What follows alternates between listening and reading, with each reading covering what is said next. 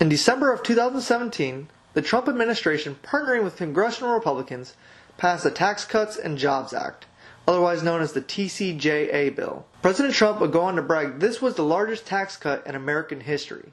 Congressional Republicans would call this tax reform. In reality, this bill is neither tax reform or the largest tax cut. What it really was a giant tax cut for the wealthiest Americans and the biggest corporations, neither who needed it. I recently reached out to Michael Linden, the Managing Director of Policy and Research at the HUB Project and fellow at the Roosevelt Institute, to talk about the many issues with the TCJA bill and ways we can go about reforming our tax system to benefit all Americans, not just the wealthiest. I hope you enjoy. Thank you. So, you got your bachelor's degree in public policy at Brown University over in Rhode Island, and your master's over at Goldman School for Public Policy. What exactly is public policy, and what area of it did you specifically study? Public policy are the policies that we all agree on through our government, local, state, federal. They govern everything, or not everything, but lots of things in our lives, sometimes very visibly, like how fast can you drive on the road? That's a public policy. But sometimes very invisibly, things that kind of set the rules of the game for the economy and how we operate in it. So public policy and the study of public policy is really about how we come together to solve problems in our society as a group, as a community. So that's what I studied in graduate school, and I didn't actually have a particular focus, to be honest with you. You know, the graduate program in public policy at the University of California, Berkeley, is really about giving students tools to apply to any kind of public policy question, whether that's in economics or in education or in climate or in criminal justice. Any of those issues you could apply the tools of public policy analysis to. And that's really what I studied. What got you interested in studying public policy? You know, I believe that I believed for a long time that we live in a special country, a country that has tried to improve itself and be an example to others. But it's an imperfect country, right? We have to continually improve on it. And I've always sort of seen that government and public policies are the tool that we use to solve problems. And so it really attracted me to the study of public policy and how we could come together to solve problems and make our society work better for more people and give people real opportunity and, you know, give their kids a better life. I wish I had like a really great origin story for why I wanted to get involved in public policy, but I really have believed for as long as I can remember that collective action and making decisions together about these big questions is how we make things better. So after you attained your master's degree, where did you start working? My first job in D.C., I came to D.C. right after grad school, and my first job was at a children's advocacy organization called First Focus, as in, you know, children should be our nation's first focus. And I worked on a range of issues relating to kids and families, especially low-income kids and families, but especially policies that affected, you know, the economic well-being of children and families. That was my first job here in D.C. I was there for a couple of years, and I learned a lot, and it was a really great introduction to the world of public policy making in D.C. So where did you go after you left that job? After there, my next job in D.C. was at the Center for American Progress, CAP. I joined CAP in the summer of 2009, so just right into the very beginning of the President Obama's administration.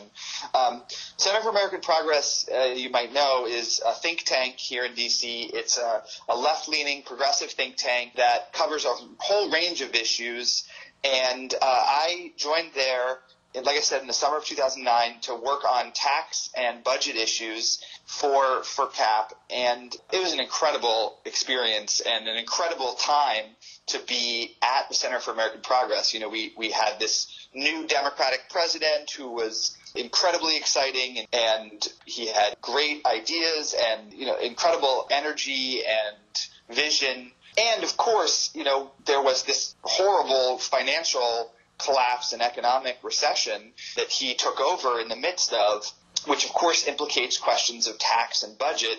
So being at this progressive think tank in D.C. at that time was really eye-opening and an incredible learning experience.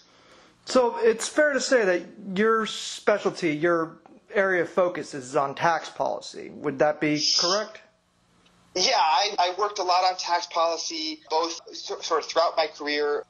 My first exposure to it was at First Focus, actually, where I worked on questions of tax policy relating to low-income children with families, especially things like the Earned Income Tax Credit or the Child Tax Credit. My focus broadened a bit when I went to the Center for American Progress and was thinking about tax policy and budget policy writ large. And then since then, my focus has broadened even further to really think about the economy as a whole. But tax policy is a very important part of that. It's not the only part of it, but it's really an important part of it. What got you interested in tax policy? Because it sounds like that's been a large focus of yours. Well, you've said that your interest has grown and expanded, but it sounds like leading up till now, you've mainly focused on tax. Yeah, that's right. It's been a really central part of my work over the last however long I've been in D.C., 12 years or something.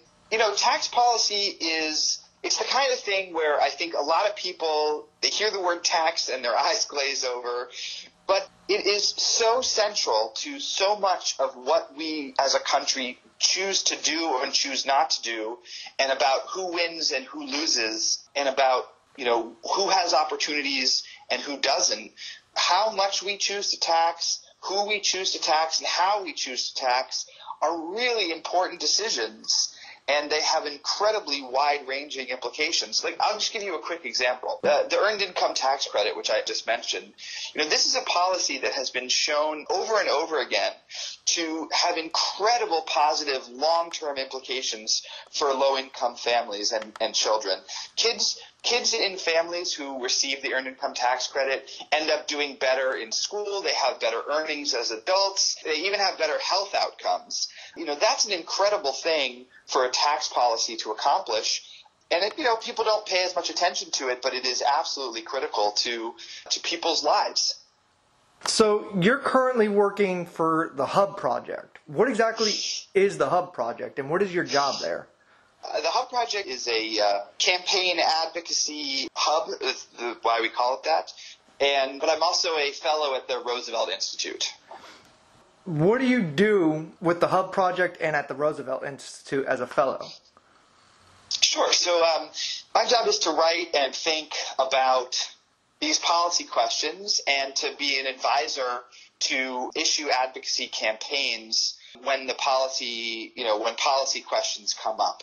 So if there's a campaign to raise the minimum wage or to improve a tax policy, I try to be of assistance to those campaigns, making sure their questions are answered, that their message is grounded in good policy, and that their arguments are credible and have taken into account, different perspectives and different questions that might be asked. Speaking of tax reform, so last year the House and the Senate passed the Tax Cuts and Jobs Act, otherwise known as the TCJA. You've written and talked a lot about this particular piece of legislation. President Trump likes to boast this was the biggest tax cut in U.S. history. Now, I know our president is very stern with the facts, and he likes to make sure all his ducks are lined up in a row before he speaks. But, is that correct? Has this been the largest tax cut in U.S. history? No, it's not the largest tax cut in U.S. history. It might be the stupidest, but it's definitely not the largest. The original tax cuts passed by Ronald Reagan in the early 1980s were larger when you consider that the economy was smaller at that point. The dollar was worth less at that point. When you take into account those kinds of things where, a dollar today is not worth the same as a dollar in 1981, if you put those things together, no, it's not true that this was the largest tax cut in history, but it was a really dumb tax cut. And partly that's because taxes in this country, this is a thing that I think a lot of people don't know, and I sometimes get pushback when I say this, but it is true. Taxes in this country are already quite low compared to other countries. The president said quite a lot last fall that we are the highest tax country in the world, and that's flat out false. In fact, we are one of the lowest tax countries in the world, especially when you only limit it to developed countries, countries that have economies that are similar to our own. So, he's not being truthful about the fact that it's not the largest tax cut in the world, but it is very large. I don't want to pretend that it wasn't. It was very large and very expensive, but it was also very stupid. So, congressional Republicans have called this tax reform, and Speaker of the House Paul Ryan at one point stated that when this piece of legislation is passed, that we could be filling out our taxes on a sheet the size of a postcard. Did this legislation simplify our tax code that well? When I go to file my taxes next year, will I be able to actually do that? No. Yeah, if you're expecting to be able to file your taxes on a postcard, you're going to be sorely disappointed. No, that is just not the case. There were some things about this law that will make some things simpler for some people, but there are also things about this law that are going to make things more complicated for some people. And so in total, I would say it's not much of a simplification. And, if you filed your taxes up until now using, a software, like a TurboTax, or you went to an accountant or an H&R Block, you're probably still going to have to do that. It's not going to change that much. You're probably not going to see any major simplification. I would be very surprised if very many people come away next April thinking, wow, that was so much easier than it used to be. So you just said that it simplified for some people and made things more complicated for others. Could you give me an example of who it simplified for and who it complicated it for? Yeah, for people for whom it will be simpler, there will be some people who will choose to take what is known as the standard deduction rather than itemizing some of their deductions. So right now, before this tax law, there were a couple of major deductions that you could choose to take if you wanted to, but if you didn't want to take those, you could just take one simple standard deduction. That was true then. It's still true now. But the standard deduction is larger now, which means more people will end up choosing just to take that one simple deduction rather than having to figure out a couple of other ones. So there are some people for whom that will be simpler. If you took the standard deduction before, things are no simpler, and many people will still choose to itemize. And so for them, things are no simpler. Now, for some people, it will be more complicated. So, for example, a lot of small businesses are going to find that their taxes have become much more complicated. And that's because the law includes a new deduction that is aimed at people who have what's known as qualified business income. And if that sounds complicated, it's because it is. Small businesses will have to figure out whether or not they qualify for this. Many will. Many won't, and that process is actually going to be very complicated and, in fact, is not clear. The Internal Revenue Service and the Treasury Department are going through a process right now to try and clarify it, but it's a lot of confusion around that as an example.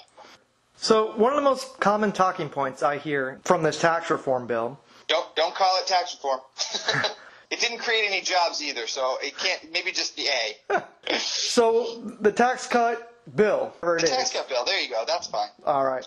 So one of the most common talking points I hear from the tax cut bill is that the U.S. had the highest corporate tax rate in the world and that we had to lower the rate to make us more competitive globally, and it would motivate businesses to open up shop here more. Is that true? Not really. There's a kernel of truth to that. And like many things that Republicans have done lately, they take something that may be 1% true and they blow it way out of proportion. So here's what was true. There was an official top-line tax rate that corporations were theoretically supposed to pay here in the United States under the old law. That rate, 35%, was indeed one of the highest in the world. But in fact, most companies never paid that rate. There were all sorts of deductions and loopholes and special provisions and special giveaways that most companies paid much lower than that. And that's known, their actual rate, the rate they actually paid, is known as the effective rate. And the effective rate that corporations paid under the old law was very much in line, very similar to what all of our trading partners and allies charged their corporations.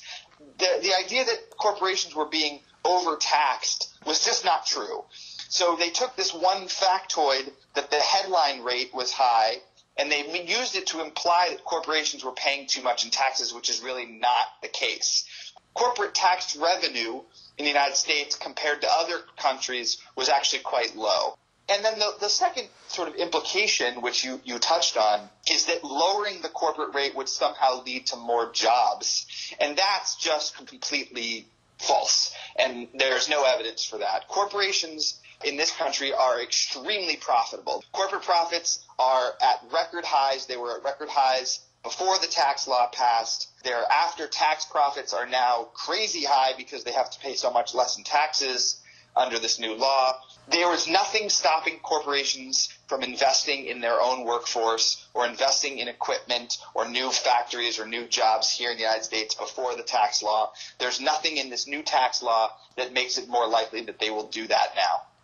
You've mentioned that corporations are at all-time high profits, basically, now with this tax cut bill passed. Now, if I recall correctly, after this bill passed, we saw all these announcements from these corporations, how they were giving out bonuses to their employees and they were hiring more people, and you're saying that's not exactly accurate.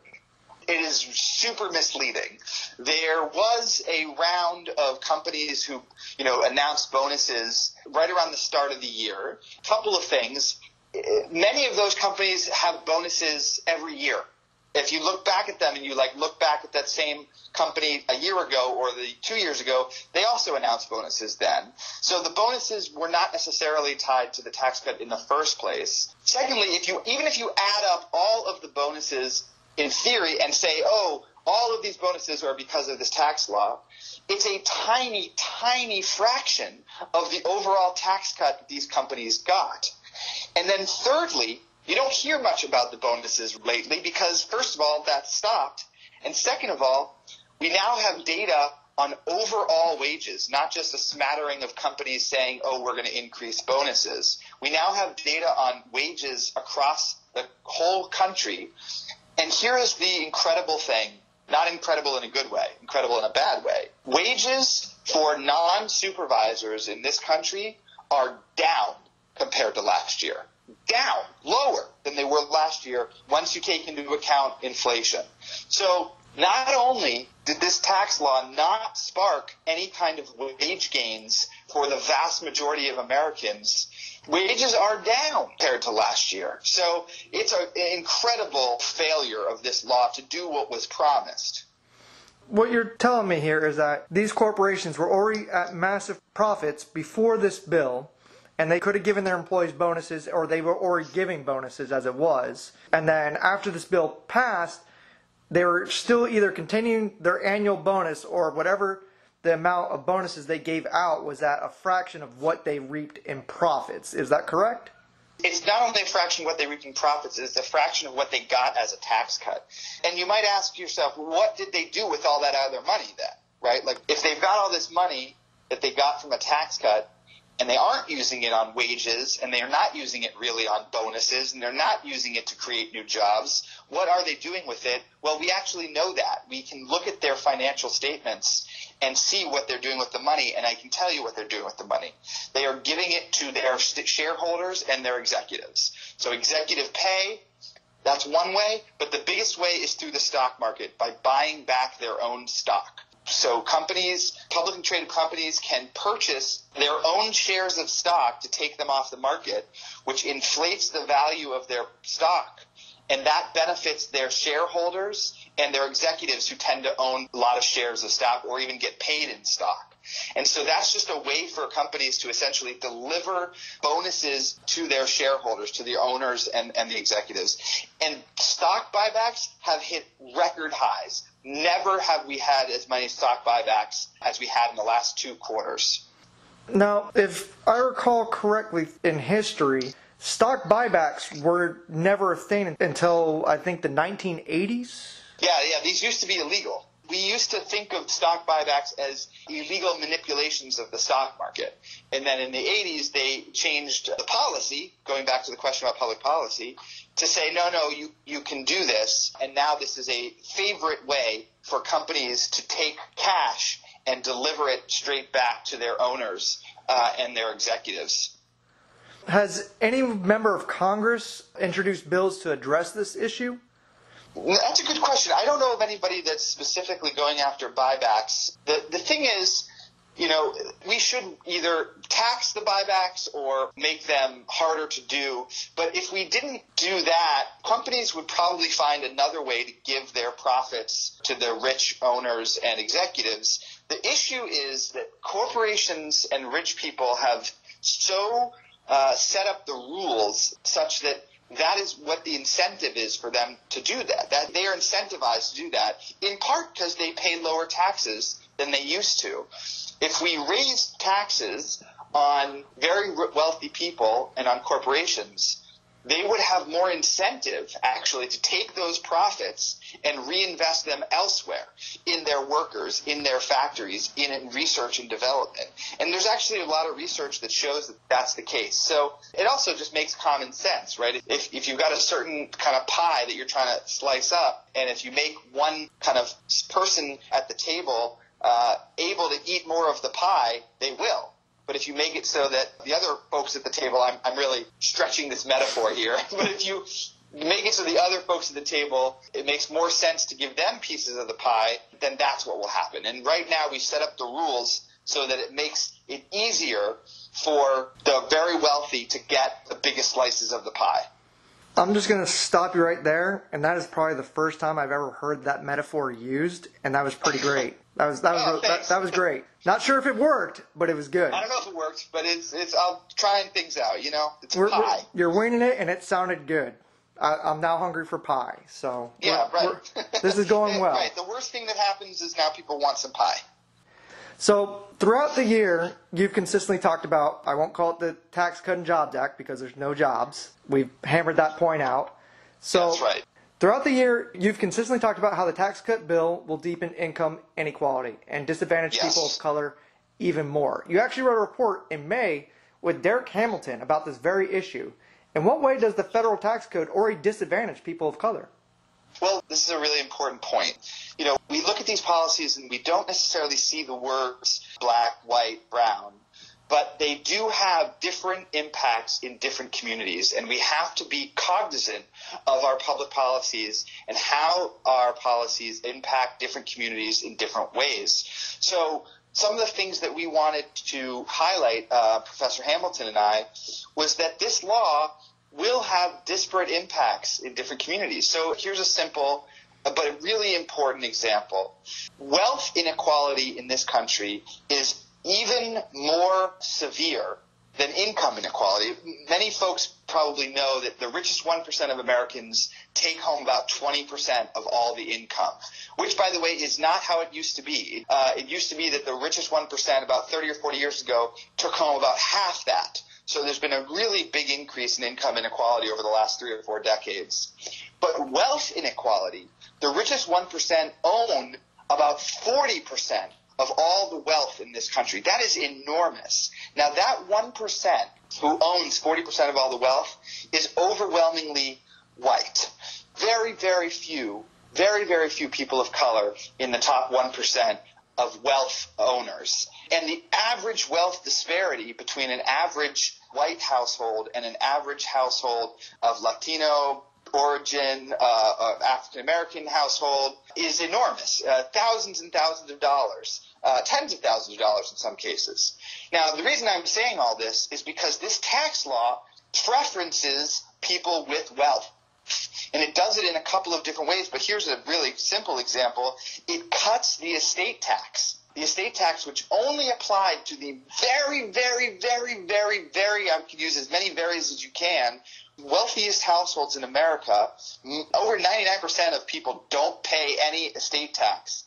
But this law cut the estate tax for that very, very small sliver of people who do, and that is a way these people pass down their wealth from one family to another, and that perpetuates these inequalities. And if you think about how that plays out in real people's lives, if you are given a certain amount of wealth to start your life, it gives you all sorts of incredible advantages that a lot of people, especially communities of color, tend not to have, like the ability to start a new business or go to school and come out of school debt-free, or, take a couple years off and learn about what you want to do, or take time to take care of your family. Those are all incredible advantages, and we want more people to have those advantages. But when we design a tax code that basically rewards those who already have those advantages, it is by definition disadvantaging everybody else, and that has disparate impacts on communities of color. So I want to back up here for a minute because I want to clarify this. So you just talked about two different issues here. You talked about income inequality and wealth inequality. Could you explain what the difference between those two are? Oh, yeah, absolutely. So income is the money you make in a given year. It's the flow of your income. It's the flow of money to you in 1 year. Wealth, of course, is the accumulation of your savings or your investments. It's money that maybe you have left over from your income in a given year, and you build that wealth over time. Now, of course, for most people, they don't have enough income to build any wealth. And if you start with wealth, it's much easier to build more wealth, right? It's perpetuating. But those are two different things. Those are two different concepts. They're obviously related, right? The more income you have, the more likely you are to be able to build wealth. And we also know that the more wealth you have, the more likely you are to have more income. But they are different ideas, if that makes sense. Okay. And now I want to hit on the estate tax. Now, I often hear from conservatives that they hate the estate tax because they feel like it's a double tax. Can you explain what they mean by that? Sure. I will explain I'll try to give you a fair description of what they would argue. Obviously, I'm not a conservative, so deeply take it noted. with a grain of salt. Duly noted, right. So they would argue that people are taxed on their income throughout their lives. As you make money, you pay the income tax or you pay the payroll tax, and that they shouldn't be then taxed again on that same income or that same money when they pass it on to an heir. So that's what they mean by double taxed. The problem with that argument is twofold. First of all, we tax things multiple times always, all the time. It happens everywhere. You pay your income tax on a dollar that you make, and then you also pay payroll taxes on that same dollar. And then you also go out and buy some milk with that dollar, or buy something with that dollar and pay sales taxes on that same dollar. So the idea that dollar should only ever be taxed once doesn't really make much sense anyway. But then here's the really crazy part of that argument. About 50% of the value in the largest estates in this country were never taxed at all, which is the opposite of double taxation. The estate tax is the only reason they would ever get taxed. And the reason is a little bit complicated, but it's important to understand. A lot of the wealth in these estates are tied up in something that we would call capital gains, like stocks, for example. There's a stock portfolio that somebody passes on. Now, we only tax that kind of wealth, like a stock, when somebody sells it. If the stock goes up 100% in value from 1 year to the next, we don't ask people to pay taxes on that huge, enormous increase in their wealth. We only tax them when they sell it, right? And we tax them on the gain. We tax them not on the entire thing, but on the gain. If they bought that stock at $1, sell it at $100, we ask them to pay the tax on the difference, the $99. Does that make sense? Yeah. Okay, so if you're sticking with me, so what happens if a rich old man gives an enormous amount of stock to his heirs, and then they sell it the next day? Let's say that this rich old man bought a stock at $1. Over the course of his life, it rose to $100. He never sells it, but he gives it to his heir, and that heir the next day sells it at $101. What's crazy is that we tax the heir as if he only made $1. Does that make sense? Yes, I follow you. Because he got it at $100 in the estate, and he sold it at $101. We tax him as if he only made $1, when in fact, the value of that stock went up by $100. right? Right. And so that $100 was never taxed at all. And that is something called step up in basis. Most people who are listening to this, you don't have to worry about the official name, but that's what it is. It's step up in basis. And that policy means that for very, very wealthy families, the value of their estates has actually, a huge chunk of the value in their estates has actually never paid taxes. I often hear, again, from conservatives here, is that with high taxation, we don't get investment, that people will choose to take the money and put it offshore. Yeah, that's baloney. Right. So, but it's also partly true, right? So my governor, Rick Scott, it was recently reported that he has a lot of money overseas, that when it's overseas, obviously it does not get taxed. How would the federal government go about taxing money that's heading overseas? Well, that's a good question. I mean, we make it too easy for rich people to hide their money overseas is the problem. And I want to first, let's start with the contention that if we raise taxes on rich people that they won't invest it or that we'll get less investment. That's a good theory that makes sense when you're drawing supply and demand curves on a piece of paper. But in real life, that's not what happens. And we have raised taxes and cut taxes on rich people in different amounts in different ways, mostly cut taxes, frankly, a few times raised them over the last 30 or 40 years, and there is no relationship. You know, take this for example, right? In 1993, under President Bill Clinton, we raised taxes on rich people quite a lot, and at the time, all the conservatives said exactly what you just said. Oh, it's going to be economic Armageddon, rich investment will decline, it's going to be a huge disaster, and of course, what did we get? A massive economic boom. President Obama raised taxes on rich people at the end of 2012, and not that 2013, 14, 15, or 16 were any kind of economic boom, but the trajectory of the economy was up, up, up, up, up, right? Overall, including investment. And right now, we just cut taxes on rich people, and if their idea was right, that there should be some kind of economic or investment boom, we should be seeing that in the data, and we simply are not. So that basic idea is just false. But the other question that you're alluding to is, well, how do we, what do we do about rich people and corporations who are hiding their money overseas? Well, we have to go after it. I will confess that I am not an expert on international taxation. There are people who have made lots of very sensible proposals about how to make sure that rich people and wealthy corporations are not able to avoid paying their fair share of taxes by parking it overseas. With regards to income inequality, as we've been talking about, it's no secret that it's at an all-time high. Again, as you talk about in your latest report, that this tax law deepens it even more. But even before the latest tax bill, income inequality has been increasing, as we've talked about, since the late 1970s. Is that all just based in our tax code? It's not entirely, or even potentially primarily about the tax code. The tax code is part of that. There's a lot of things going on with the rising income inequality, and a lot of it has to do with the power of corporations and rich people and their power relative to their workers and relative to the government and over the government. And over the last 40 years, a couple of things have come together to create the conditions for rising income inequality. The first one, I think, in fact, probably the most important one, is that companies and conservative allies in the government have really done a pretty great job of killing unions.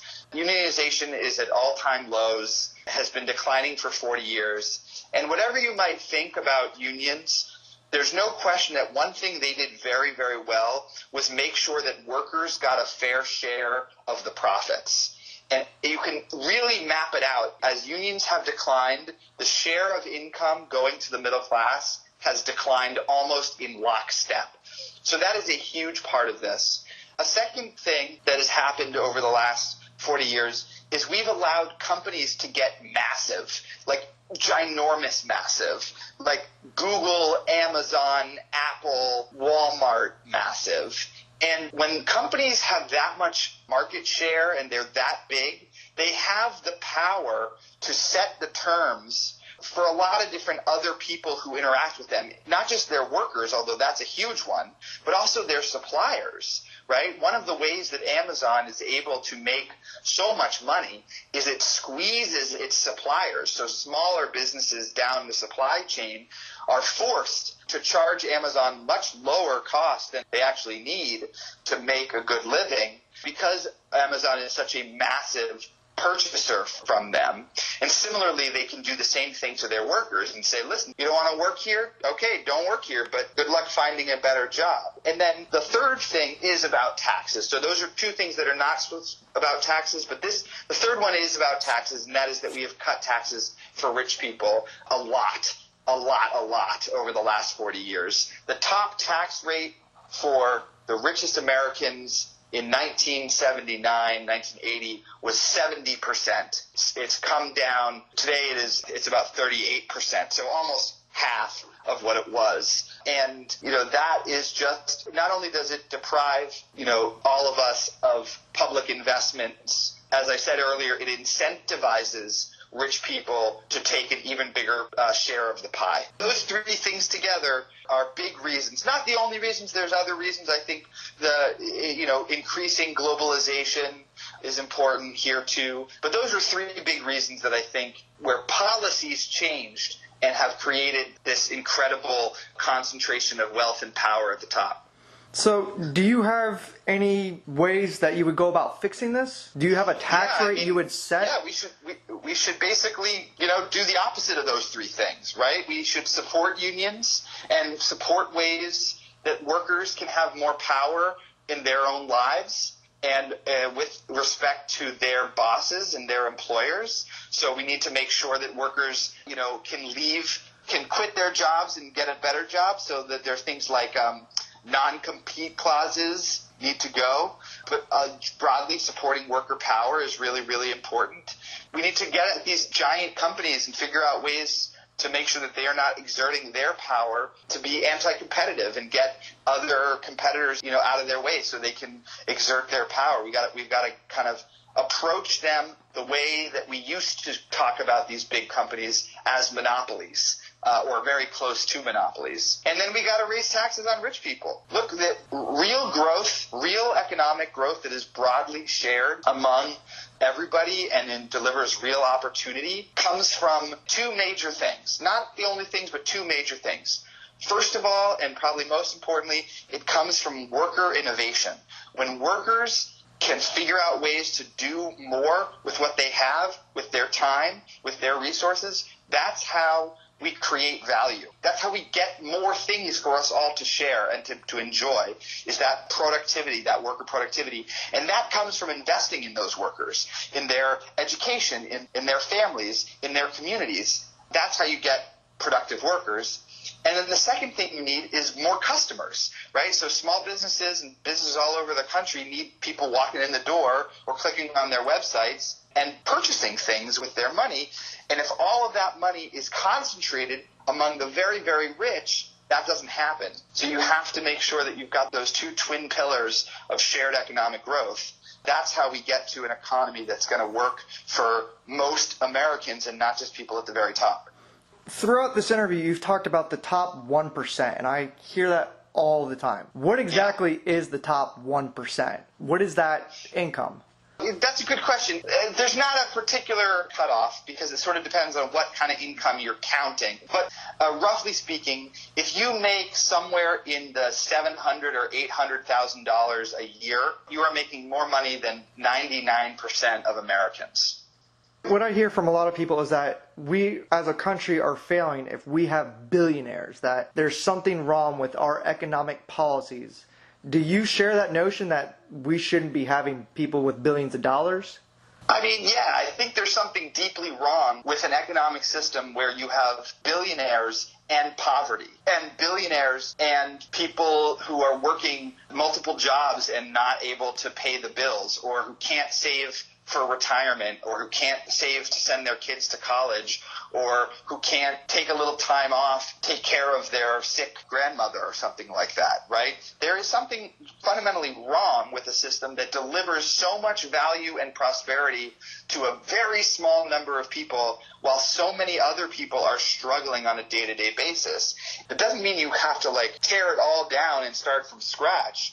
But you do have to look at the system that we have now with clear eyes and say, this is not working. This is not working. This is not what we all signed up for, right? We all signed up for a system where if you work hard and you play by the rules, you get ahead. We hear that all the time. But the rules have been rigged for people at the very top in all of these ways that we were just talking about. So I don't know that if we fixed all of the things that we were talking about, we would end up with 0 billionaires. There's something sort of deeply wrong when you've got somebody who's got hundreds of billions of dollars and you've got other people who can barely make ends meet. Recently, I want to say within the past day, we hear that Jeff Bezos donated $2 billion to fight homelessness. Is that a good thing? Yeah, I mean, I'm not going to... Yes, it's a good thing. I don't want to knock a guy for giving $2 billion to fight homelessness. And, I was willing to knock him when he said, listen, I have so much money, I think that the only thing I can do with it is space exploration, which is something he said, a couple of weeks ago. That I was like, come on, buddy, give me a break. I'm glad that he's donating so much money to fight homelessness. But here's what would be better, is if we asked the super rich to pay their fair share for the collective good, for all of our sakes, and where we as a society could come together and decide how to invest resources, how to make sure that we're supporting families, how to make sure that we're providing affordable housing. And the way that we make those decisions is through politics and is through public policy. And so I am glad that Bezos is donating $2 billion. What I don't like is the idea that we should be relying on the largesse or the good nature of a couple of specific billionaires. Because if that is what we rely on to provide basic human dignity to people, then we will fail. I also heard, I don't want to say this for a fact, that roughly the $2 billion compared to his net worth is, and the donation basically came out to about, if someone was making roughly $60,000 a year, they were donating about $800. So it wasn't, does that sound about right? Yeah, the proportions sound about right. I think I saw that was Jeff Stein from the Washington Post made that point. And I think the proportions are roughly right. The only thing that I would say is that, look, $2 billion is a lot of money, and I don't want to neglect that. And like I said, I'd rather him donate $2 billion to homelessness, to a good cause and something like that than to build himself a space rocket or whatever. If he's interested in spaceflight, by the way, again, he could pay more in taxes and we could fund NASA better. That's the right way to do it. So I don't want to minimize the $2 billion, but yeah, look, he can afford it, is the point. So I want to get back to the Tax Cut Act, because I know you've written a lot on this and you continue to talk about this. So yeah, I'm never going to let it go. That sounds like a good thing.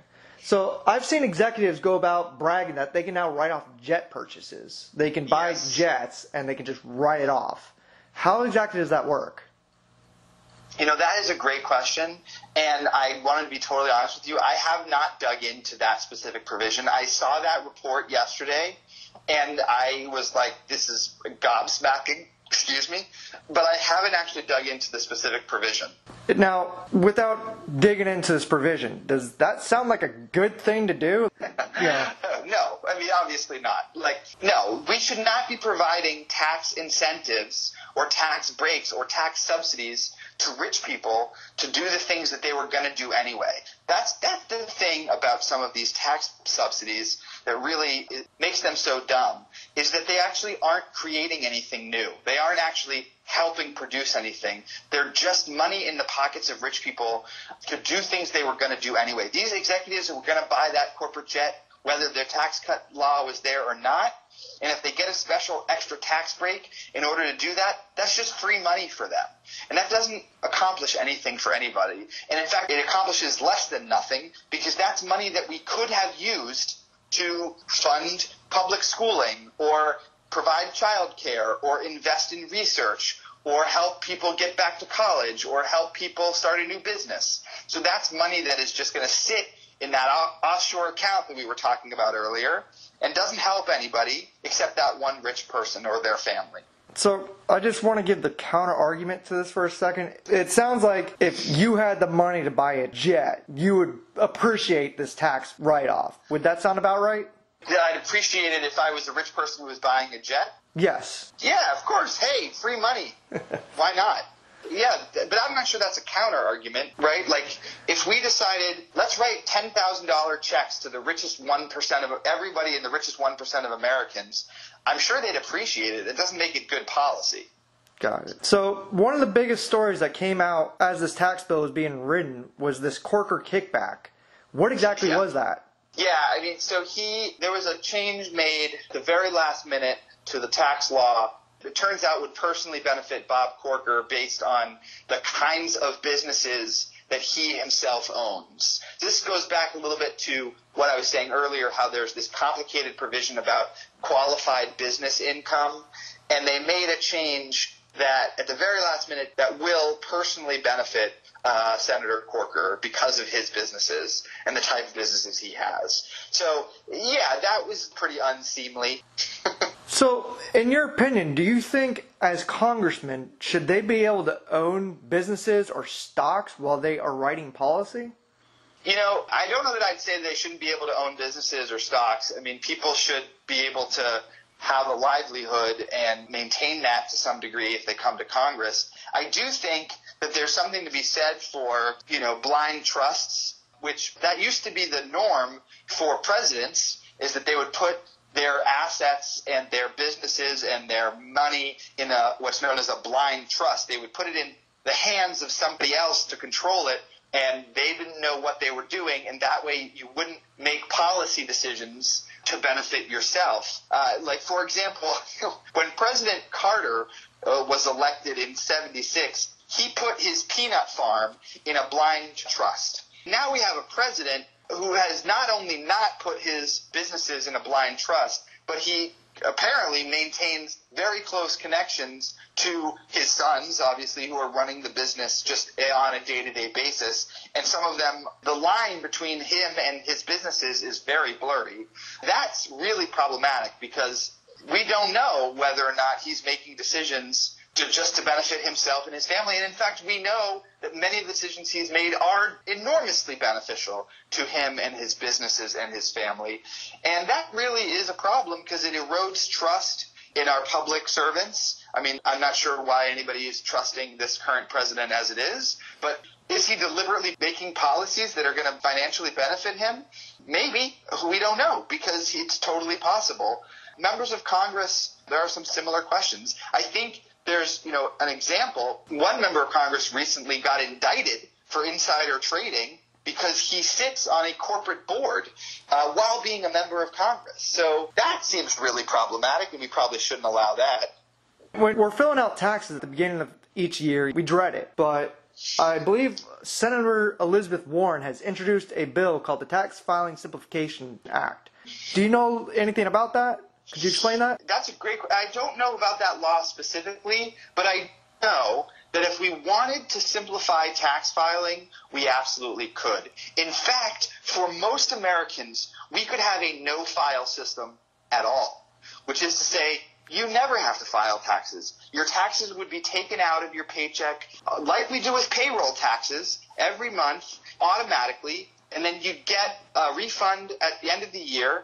Most people would get a refund, or it would be pretty small because you'd be able to calculate pretty closely what you actually owe. For most Americans, we could totally do that. Other countries do that, where you don't actually have to file at all. So talk about simplification. That would be something we could absolutely do if we wanted to change that public policy. It wouldn't be snap of our fingers. We'd have to iron out some complications, but it's an absolutely possible thing we could do. If, let's say, you ran Congress for a day, you were president for the day, you could pass whatever you wanted for tax reform. What are some ways you would go about reforming our tax system? That's a great question. I hope this happens one day, where I can just snap my fingers and change the tax code. So are you running for 2020? No, I'm not running. And the thing is, you need both the presidency and Congress. That's the important thing. You need both. And you need the political will to make these kinds of changes. Well, listen, I think the first thing I would do is repeal most of the tax law that just passed. It's a huge mess. There's a couple of good things in there. There's an expansion of the child tax credit that I certainly would want to keep, although even that left out millions of low-income kids, so I'd want to make sure that they got included in that. But mostly I'd start by a repeal of that law and start fresh. A couple things that I would really want to do. Here's something. Corporations right now, they pay one rate on the profits that they earn here in the United States, and they pay a different rate on the profits that they earn overseas. Which of those two rates do you think is higher? The one here? That's right. The first thing that I would do is equalize those rates. It's crazy that we say to companies, hey, if you earn your money overseas, you can pay a lower tax rate. That's crazy. So that would be one thing that I would do. I would also raise the top rate, the top income tax rate. It used to be, before this tax law, it was 39.6. I think it could be up into the 40s or maybe even the 50s for people at the very, very top. Maybe not for everybody in the top bracket, but people making more than $5 million, $10 million, they can absolutely afford to pay a higher tax rate, and it's good policy to incentivize them to share some of the spoils that they've been hoarding. So those are a couple of key things that I would do. I would also really focus on the bottom and the middle and try to make sure that people who are working for a living and who are scraping and trying to get by, their taxes are fair and simple and easy to understand, and they are helping them do things like go back to college if they want to, or start a business or build some wealth. So there's some policies we could do that would really focus on the bottom and the middle that I think would make a lot of sense. So those are a couple of things. I mean, honestly, look, tax policy is complicated, and I don't want to oversimplify it, so I think there's not one magic quick fix. But if I had to boil it down to a slogan, I think I'd say raise taxes on the rich and invest in the middle and bottom. That sounds like a great slogan. Too bad you're not running, apparently. Well, I think there's going to be a lot of great candidates. I don't think they need me.